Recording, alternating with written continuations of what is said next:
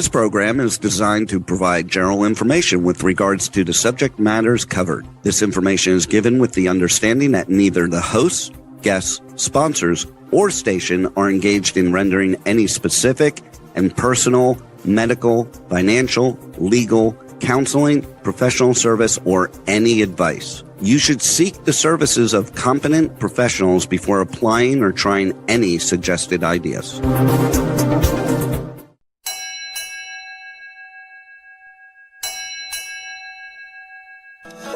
Ahoy! Captain David Gallimore welcomes you aboard the Regenerate Show, live Mondays, 10 a.m. Pacific on K4HD Radio at k4hd.com. We dive into the real messy work of transforming our lives, leadership, and organizations. Bring your hot mess and confusion. Leave with clarity, courage, and confidence. Together, let's strengthen our resilience, accelerating the health of ourselves, people, planet, and profits. Now, here's your host, Captain Dave, your personal regenerator. All aboard! Ahoy! Welcome, friends, to Regenerate. I'm Captain Dave, your personal regenerator, and during this show, I strive to create a safe space for guests and yourself to share authentic and vulnerable, true stories about the messy middle of personal, professional, and organizational transformation. You know, I think these stories are so needed right now. We've got more than enough fake news. We've got enough performative acting, especially on podcasts where people say, hey, just follow my formula and you've got it all figured out. And you too could be happier, healthier, wealthier, even a billionaire. But the point about regeneration is to bring resilience. During these challenging times, a lot of change, a lot of uncertainty, this is an opportunity for us to learn to adapt. So the secret to regeneration, I believe, is learning from people who are living it. In the mud, fingernails getting dirty, in the messy middle. So the reason why I created Regenerate is because I'm dedicated to lifting purpose-driven leaders up, and especially next generation leaders such as yourselves. And I act as a transformational guide outside of this Regenerate show and just love serving people. I invite you to share this show if anything resonates with you. Invite you to be a teacher, because when you teach something, you definitely have to learn it a little bit better. I have always enjoyed learning and then teaching others, so it really sinks in. And I'm very open to your suggestions to improve the show. This is show number 17, yay. And I'm super excited to be welcoming a dear colleague who helped me overcome a lot of inertia and challenge, my own pivot, Dean K. Piper, CST, AKA the Pipeman. And our theme this week is pivots of the Pipeman. So what if everything you've ever been is exactly who you were meant to become? Society, I know this was true for me, said, hey, work hard, get good grades, get into a good college, get a good job, pick a lane, work for 45 years, get the gold watch. But the Pipeman says, mess up the plan, pivot towards how you were meant to live. I'm telling you, at 64, that is absolutely my experience for a healthier, wealthier, and happier life. So who is Dean? He's a metalhead, he's a punk rocker, a hippie, and a global professional businessman. He's lived multiple lifetimes in one. He's lived multiple identities. Hopefully he will bring just one or two of those identities. Otherwise, it's going to be a challenge for Dave to keep up. He's now a media visionary, and he's built a global empire that reaches millions across the world through the Talk4 Media brand. So in this episode of Regenerate, Dean and I are going to be exploring the messy, courageous, and ultimately liberating journey of radical reinvention, where the multiple facets of your personality are your greatest gift to the world. So without further ado, I'd like to welcome Dean K. Piper, the Pipeman. Hello, ahoy, Captain Dave. How are you? I'm doing awesome. And yourself? Oh, I'm right near the water, so I might be doing better than you right now. Well, I'm envious because I'm in a hotel. We just sold our home, and so I'm a nomad.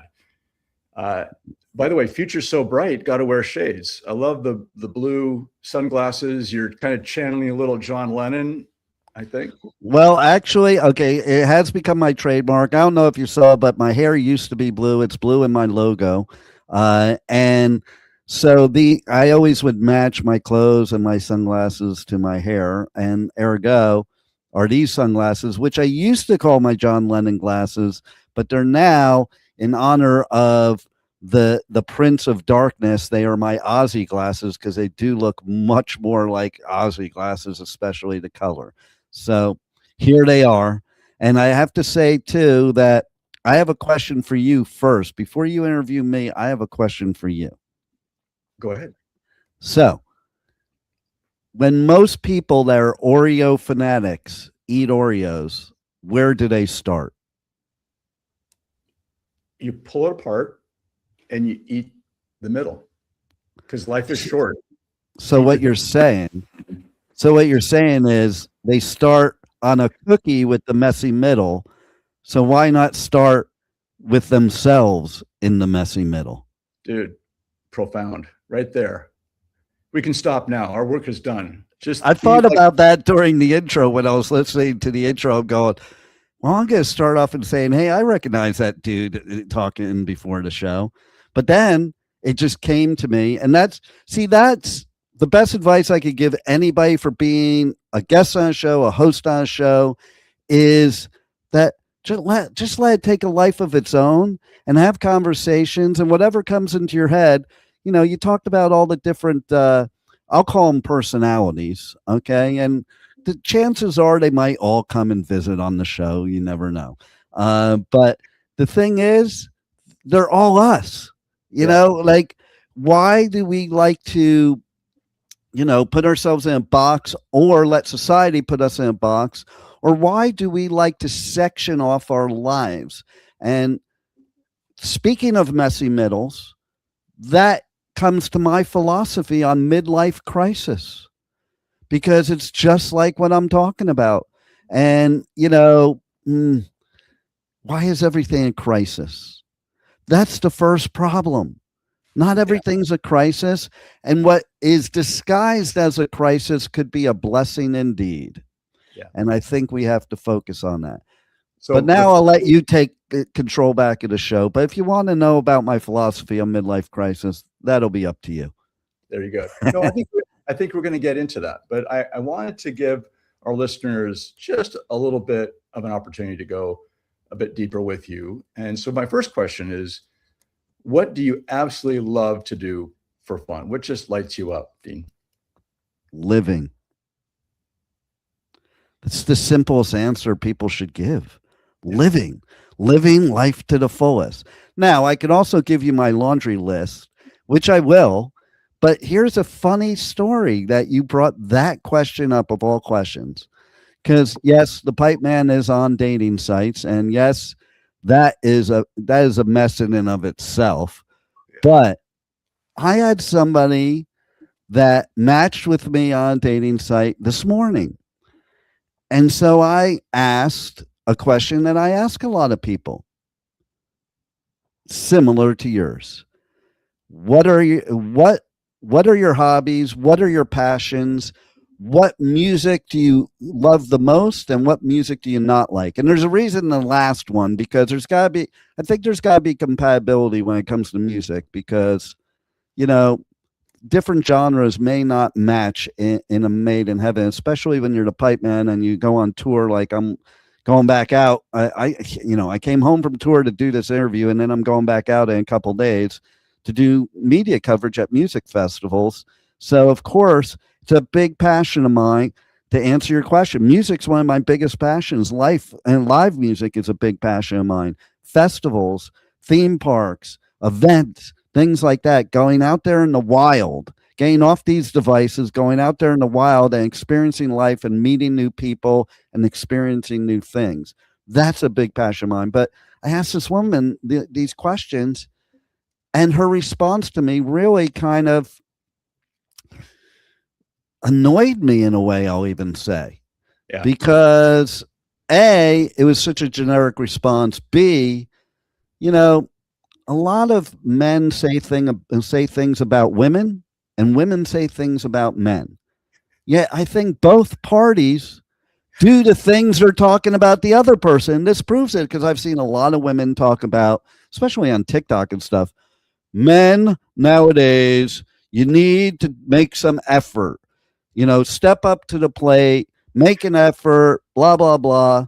So this woman answers me with, I love a lot of things. And what was the other part of the answer? It was so generic. It was, I love a lot of things, and uh, I love a lot of music. That was Okay. not the answer to the question. No. That was not the answer to the question. And even I went further. I'm like, well, great. So does everybody else in the world. Can you give me some Bible? Right. Still refuse to answer because, and to me, that's like A, no effort, B, being lazy, C, a lack of communication skills. I'm big on communication skills because listen, you want to get to know somebody, and I did say this back. If you want to get to know somebody, these are things you want to know, not some generic. Oh, that's what she said. That she said too. She said something like it was a big long list that it basically alluded to she wasn't going to make the effort to type that. Okay. And so I'm not going to make the effort to communicate with you. Bye. That's Yeah. my viewpoint. Okay. Yeah. So the thing is that, to answer your question, living life to the fullest is the best answer anybody could give because we only have one life. We don't know how much time we have. We could be gone after this show, for God's sakes. So I am a serious do everything, anything. I will try anything. If I like it, I'll do it more. Now, the simple answer to your question, the laundry list is there's a slew of things, including this. Being on the radio, being on a podcast is a big passion of mine. Being a speaker, helping people, inspiring people, helping people to live life to their fullest. Those are huge passions of mine. Then there's, of course, music, as we mentioned. I mentioned, theme parks, events, also skateboarding, paddleboarding, surfing, virtually any water sport except for scuba and snorkeling. Scuba because I can't because I had a lung collapse at 17. And so again, pivoting, I could sit there and go, oh, woe is me. Now I can't skydive and I can't scuba dive. Or I can say what W. Mitchell said. Now there's 1,000 things I still can do. Right. If anybody knows who W. Mitchell is, he is one of the greatest motivational speakers that Tony Robbins speaks about a lot, who had not one, but two accidents in his life that he should have died and did not, but he did end up his body 90% burned and a quadriplegic. And his mantra is, it's not what happens to you, it's what you do with it. Yeah. Such true statements there. So my second question, and I was going to read a number of things that I had learned about you, but I thought it'd be best from your lips. And the question is, before you became a global media host and event host and musician and father, and Not a musician. I'm just a radio person. okay. I just go to. I suck at it. I've played drums. I've played guitar. I've sang thrash. I suck at them all. So I do this. Okay. All right. Thanks for clarifying that. But before all of those adventures, the financial planner, the theater stuff that you did, tell us a little bit about how you became who you are. What is your origin story? Well, my parents met at a restaurant. That's the origin story, I guess. No, all kidding aside, though, seriously, that is your origin story, and you have a blank slate. But then you have plenty of blank slates in your life, I'm of the opinion. Okay. So Well, like you were a kid, sorry to interrupt, but when you were a kid, was there something that happened to you that defined some of that personality that you are, that all of it, person? all of it, all of it. And I think that's true of anybody. Yeah. And that could come out different ways. Okay. When I say all of it, means it could be good, it could be bad, it could be perceived as good or bad. There's things in my life that others would perceive as bad, and they were bad, but I perceive them as good because it's what you get out of it. It's not what happens, it's what you get out of it. So as a kid, one of the things that I didn't like about my mother most of all is I was like, I had no child life as a young kid. It was, basically like in the Cub Scouts, I was the highest decorated Cub Scouts in history 2 years in a row. Why? Because that Cub Scout handbook was meant and was treated as homework, not as a fun thing. So it was like my mother made me do every single thing in that book. Now, could that be perceived as bad? It could be. And there are a lot of things that my mother did that I do perceive as bad. But that one I perceive now as, well, that made me, and some could consider it bad, but, that made me the knowledge junkie that I am. It made me the super researcher that I am. It makes me the workaholic that I am. It makes me the overachiever that I am. It makes me as ambitious as I am, as persistent as I am, and as persevering as I am. So take it for what you will. Some can listen. My kids, well, not all of them. The youngest one, she's all into she's a Gen Zer, so she's into all the, stuff that's popular nowadays that maybe wasn't popular for Gen X kids like us.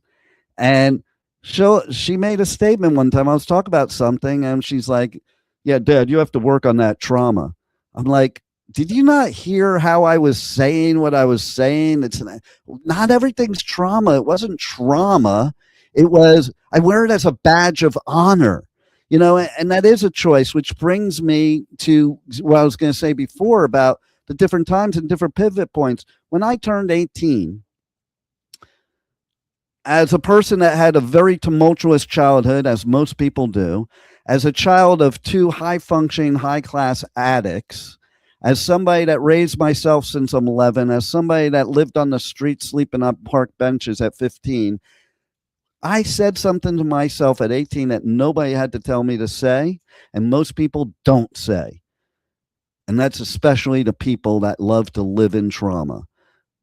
Now that I'm 18, I'm in control of my life, and anything I do up after this point that screws up my life is on me, not on my childhood, not on any trauma or anything. It's on me, because I can tell the difference between good and bad, right and wrong, without having a perfect childhood.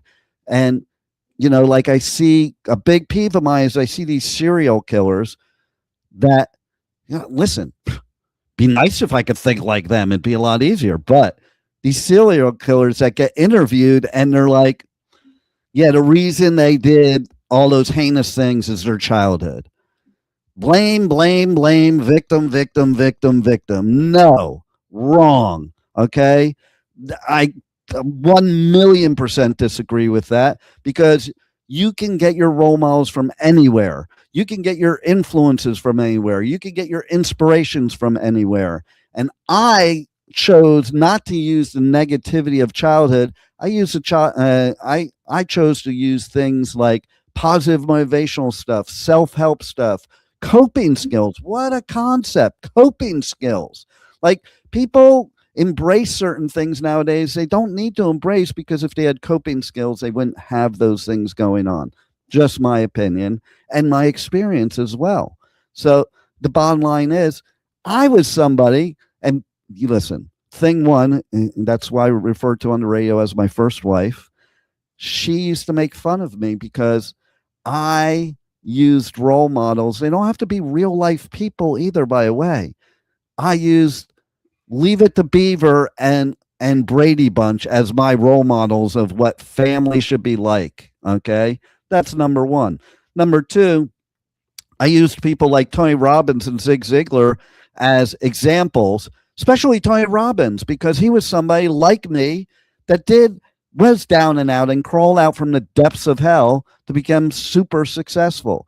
And I say to those people out there, and then I'll have to cut myself off or else I'll hijack the whole show. But I say to those people out there that are, struggling or going through a lot right now, because the world is a screwed up place right now. People are screwed up right now. The energy is screwed up right now. But you have the choice. You have the choice to make the difference in what I consider right now is the messy middle of our existence, because everything's a roller coaster in life. And if you think about it, last century we had a pandemic. The same time we had a pandemic this century. Last century we had what was called the Roaring '20s, which is what has been called this century. Last century we also had the Great Depression. Unfortunately, could be heading that way. However, after that, we had the great boom again. So everything goes in cycles and everything changes. And now more than ever with technology, and that's why it's more than ever, don't worry about your past in negative ways. Pivot and live life to the fullest in every single way. Now I'll shut up. Well, there's so many threads that I'd like to pull. The first one that I think is so profound is you can't really know when you're 18, 28, 38, any of the eights, what's going to happen in the next 2 to 5 years. And so this idea of pivoting, following your heart and your head, I would say when I've made my best decisions in life, I brought those two brains, if I can call it that, the gut brain, the heart and gut to the head. Can you speak a little bit to when you first realized that, financial planning and some of the acting stuff that you did, and where you saw the opportunity, seeing around the corner of this pre-streaming, pre-podcasting world that you were really a pioneer in? How did you pick up on those signals? Because I think there's some lessons that we can learn from pioneers like yourself, given all of the disruption that's happening. There's opportunities to be a pioneer again in this current age. There's always opportunities to be a pioneer. And all the things that I did weren't necessarily to bring me on a certain road. Some of them are just because you want to.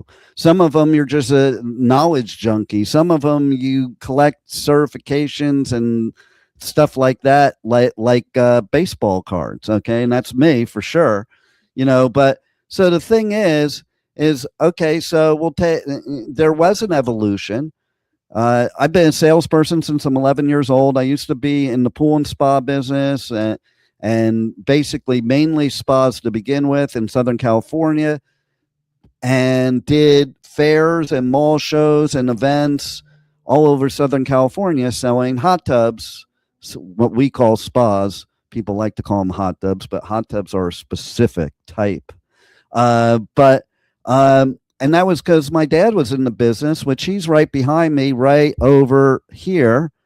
That's him in the background on the 101 freeway, where he had this beautiful spa store and landscaped area with gazebos and spas that used to be just a dirt lot. And it beautified the town of what was then called Agoura, California. That became Agoura Hills, California. And everybody knows about Agoura Hills because they all know about the Kardashians that live in Calabasas right next door. But back then, he was fighting. That's what that article is about. He had to fight the city because he beautified an area, and they wanted him to take it all down and bring it back to nothing there. Now, 2026, I go there, and it's not only still a bunch of weeds and ugliness, but it's a whole auto mechanic center. So I guess that's better. I don't know. But so he's where I got my sales ability, some of my business abilities, some of the things not to do. But also the personality, the Pipeman personality for sure comes from him and from doing that carny type of life back then. It's funny because I look at some pictures from back then and I'm like, oh man, that's so me. Yeah, everybody should have everybody should have the advantage of doing a Ghost of Christmas Past to their past, and they'll find out 50 years later they're the same person. They're just evolved. Like, don't tell me you changed. Nobody changes, they evolve. Okay, every part of your life becomes a part of you, and that answers your question, because everything, even though not related, led me to where I am today. So that part, basically, now I go on tour and I do, media coverage at music festivals and at events. I do live broadcasts for the station. That stuff came from those days. Okay. Now step forward a little bit. I go back to New Jersey to go to college. And while I'm going to college, in the beginning of it, I'm managing this store called Harrow's in New Jersey. That's from Long Island. And there's like 8 stores, and it's a pool, spa, patio furniture, grills, all the summer stuff. During the summer and during the winter, it would be a Christmas store, which I'm a Jew. So people used to ask me, which tree? I don't care. I make $5 commission. Pick the tree that you want. But the pools and spas, okay. So I was in retail for 10 years, basically. And, that's also where I get work ethic from, because in retail, you have to have serious work ethic. You're working every holiday, you're working every weekend, you're working every night, you're working 16 hours a day. It's thankless most of the time. People are jerk offs in retail stores, especially Christmas time. Right. People are not jolly at all. That is the myth of the century. Okay. Right. Just one quick story. There were these trim called Anna Lee dolls. They were so popular. They were collectors. And they would go out like right away in the store. And I used to witness women in a Christmas store for the jolliest time of the year playing tug of war, beating the crap out of each other because that last piece of Anna Lee trim. Okay. It's silly. And that brings me today. Look at how we're being today. It's the same thing. It hasn't gone away. So now I had a brother who worked for Prudential Insurance Company of America, the largest financial institution in the world, and at that time. And he kept trying to convince me to come over there. I was in my comfort zone, man. I was manager of this store. I could do whatever I want. I was in charge. I was with my friends there. I was making a decent living. Say that again? You go surfing when the surf was up? No, that never any surfing. I didn't have time. I was always at the store. Store's always open all the time. But it was more about being in a comfort zone, as most of us are in certain careers or something we've invested time in. You invest 10 years time in something, you don't want to leave it. Then you feel like that 10 years is a waste of time. Or you just are so comfortable that you can't bust out of that comfort zone, and you live that same life for the rest of your life. And some people do. Yeah. I don't know what the trigger was. I can't remember because it wasn't that significant. But at one point I finally said, okay, let me check it out. And I went in for an interview, and that started my entry into the financial business. No great thing. I didn't have anything bad at work. I didn't have any bad reason, but I was in a comfort zone. And I was, from 18 till like 21, I was making 30,000 a year in the late 80s. That was good money.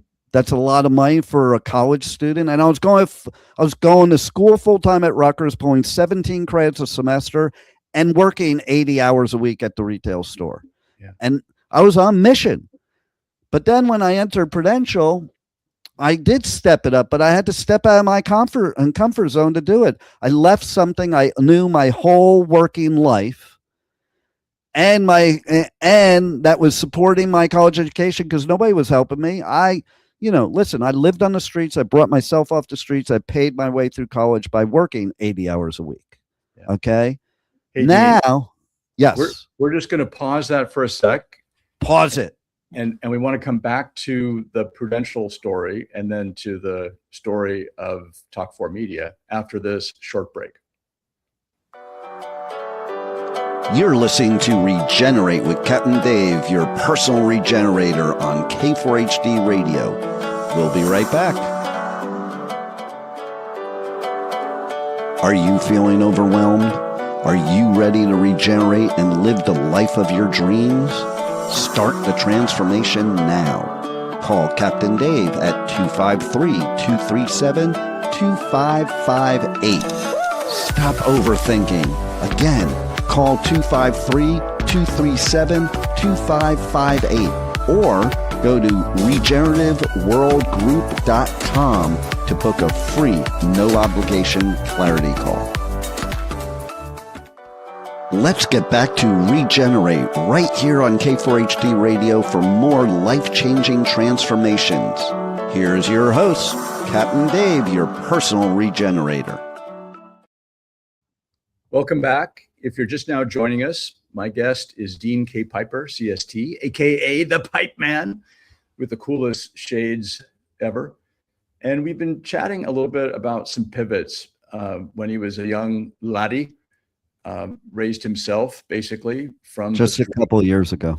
Just a few years ago, right? You started when you were 12 and loved working in retail, although not so much the long hours, but learned how to deal with customers, both good, bad, and ugly, as well as the sales skills. And having experienced the buying side of your selling mastery, I would say you brought a lot of that, I suspect, into this next part of your story, which was the financial world. So you joined Prudential. Yeah, and let me just say that we all bring everything and add more to our bag of tricks. Right. Like, some things you don't even know. Like a lot of people are like, oh, I don't know why I ever had to take algebra. I never have to use that in life. Like, yes, you do. Every single day. You may not realize you are, but every single day you're using it. You're using geometry too. I love the people that say that because they're saying it while they're at a billiard bar shooting pool. Right. And they say, that was stupid. I had to take geometry. Hello, maybe that's why you stink in pool. But, back to our story is like, so I was only at Prudential for a year because I ended up the top agent out of 85 agents. I was making more than twice what I was in the other business, working the same amount of hours though, really, because in any business you reap what you sow and you have to put the time in. The difference was in the retail business, that time at the store was also social time. And I think a lot of people do that. They steal their social time at work. And there's something to be said to have both, okay, and have them separate. I'm a total Libra. You need a little balance, even though I've been unbalanced. You need a little bit of balance, okay? And it can't just revolve around work, even if it is social and fun, okay? It's still work. It's like when people say certain things to me, and I just say to them, yeah, that when they say to me like, oh, I do it because, this is my fun. No, you don't, because if you weren't getting paid, there's probably something else like surfing you'd be doing, and so the point is, I want to tell people how much I was a workaholic, but not say that it's a great thing. It's partially a good thing. It's partially a good thing if you are living life to the fullest. I do want to add that. So, but what happened to me was, when you're that young and you're making that kind of money, your friends really can't hang out with you or do the things you want to do. And back then, unlike now, the credit card companies, they're just throwing credit cards at anybody. So I was 21 years old. I had 35 credit cards and AAA credit rating. I could walk in anywhere and get credit in 2 seconds. The problem is, don't give a 21-year-old 35 credit cards, because what ended up happening is, I was the big sport, taking my friends, doing stuff, because otherwise they couldn't do with me. They couldn't afford it. So take them out for dinner at Tavern on the Green, get like a $2,500 dinner tab or something like that. And so basically I ended up spending 150,000, even though I was making 70,000. And then I won this trip, because I was the top agent, to Marco Island, Florida. And my dad lived in Florida too. So I came down to Florida. There was a nor'easter going on in New Jersey. I was talking to some attorney that was telling me to go bankrupt because I was screwed up my credit so bad. That was bad advice too. By the way, do your own research on stuff, because it was bad advice. But still, it happened. That's another thing. Things happen to you in life. You have bad advice or you do things, you still have to take control instead of casting blame, and change it. So that's exactly what I did. I was down at Shooters in Fort Lauderdale, sipping a margarita with my dad while there was a nor'easter in New Jersey, not a care in the world, while I was going to return to New Jersey with, this thing over my head of financial blah, blah, blah. And I decided, I looked at my dad and I'm like, what the hell am I doing in New Jersey? Next pivot. Okay. You don't have to have a reason. You don't have to have a plan. Sometimes you just do it.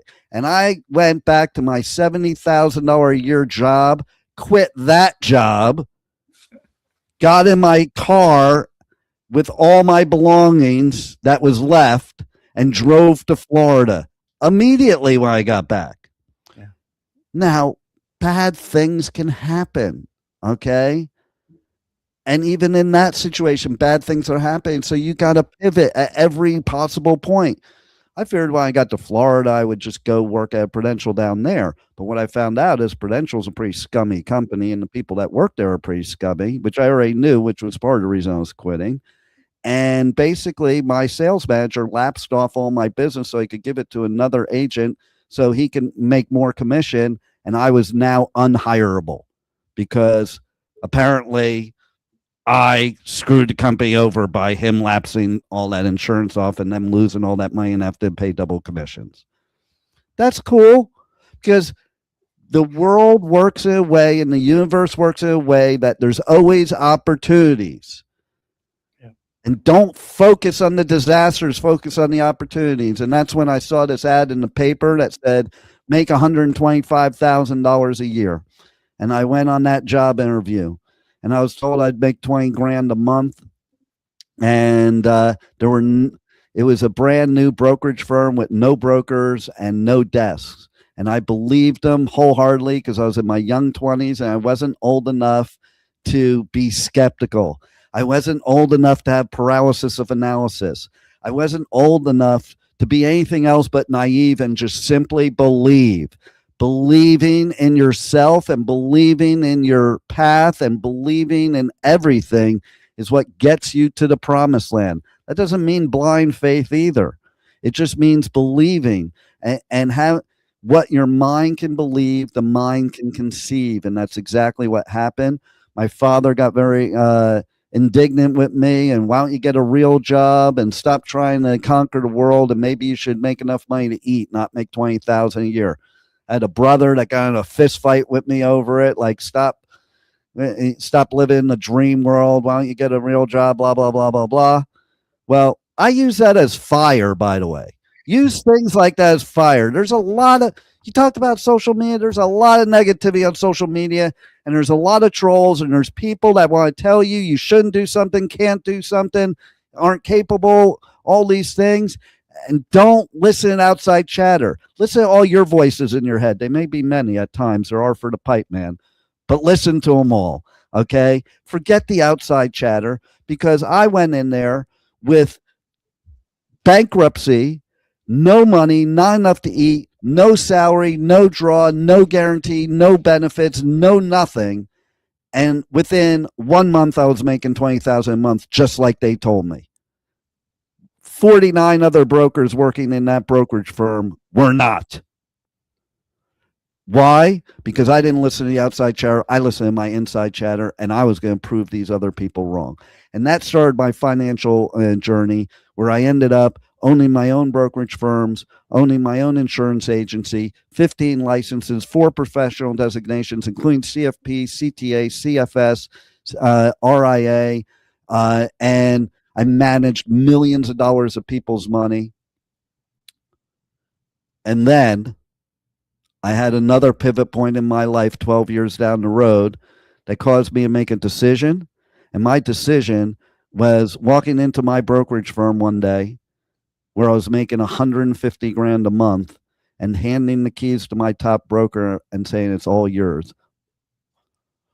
Pipeman, why the hell did you do that? I'll wait for you to ask that question. Pipeman, why the hell did you do that? Well, because I had a love-hate relationship with the business, and you have to live life to your fullest. And if you're not loving certain things, you have to change them. And basically, I love the money. I love the action. I hated everything else in that business. It's a scumbago business. It was a lot of fun, though. It saw its time. And that's when I did something based on my dad's advice. Well, and if I may add just a quick footnote. That was for a question too. I think you're a creative person, and yes, you can be creative in sales and all of that, but building something like you've done with the media empire, it's different building something than just moving numbers around and trading, which often all of them were building something. That's the point. You're right on the money, because each business I was in, I was building something. And you're building it for something more. And like, if you're not building, what are you doing? Is my point. Well, you're an employee often. Exactly. So now that leads, I gave you a cue to your next question. Do you remember what that question should be?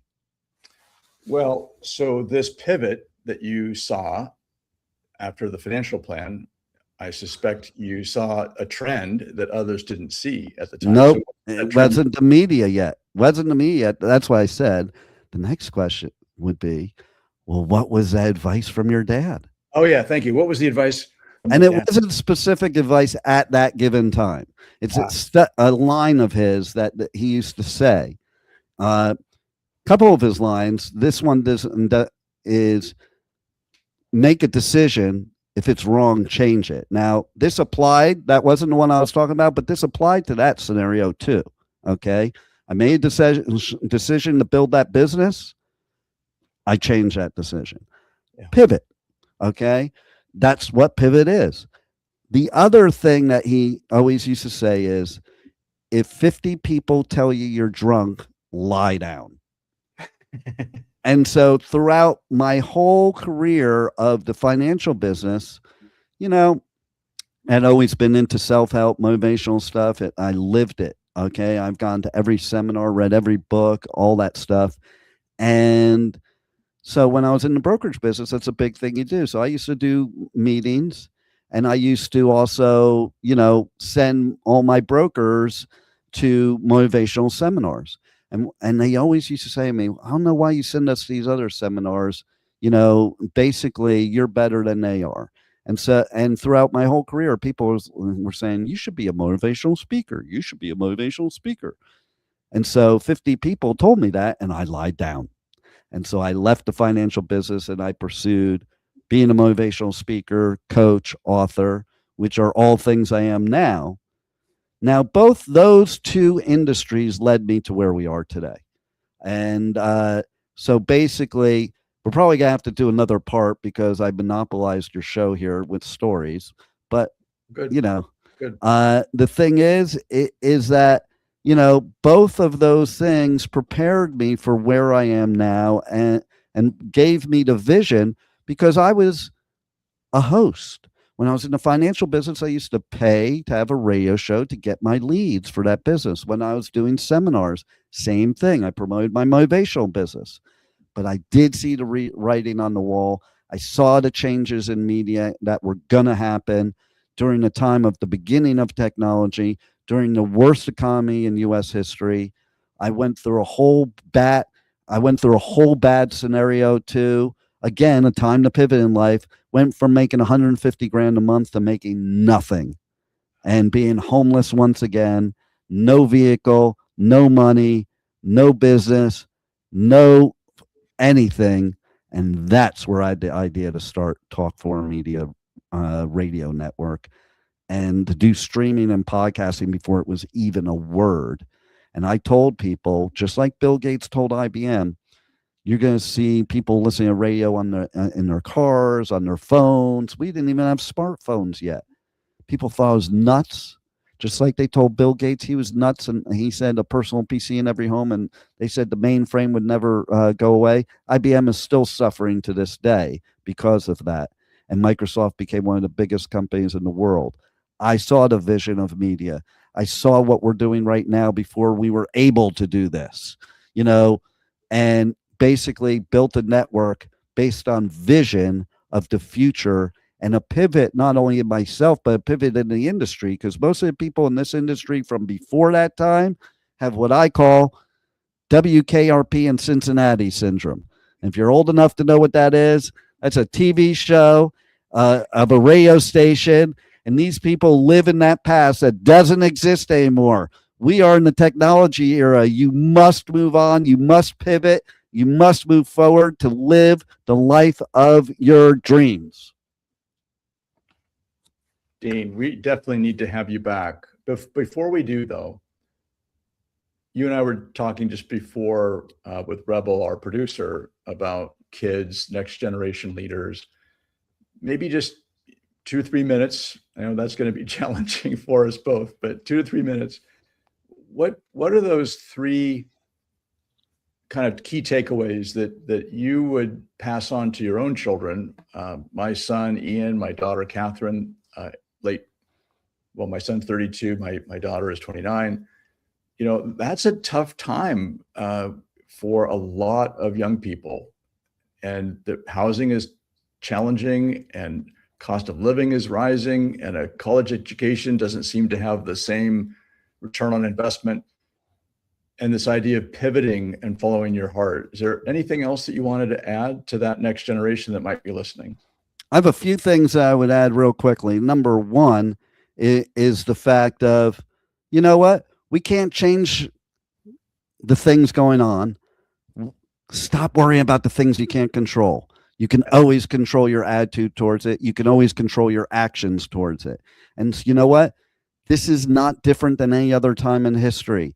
Listen, my dad used to say, he used to get a corned beef sandwich and Dr. Brown's cream soda for a nickel. Well, you can't anymore, Dad, and you can't get $3 gas anymore. Sorry.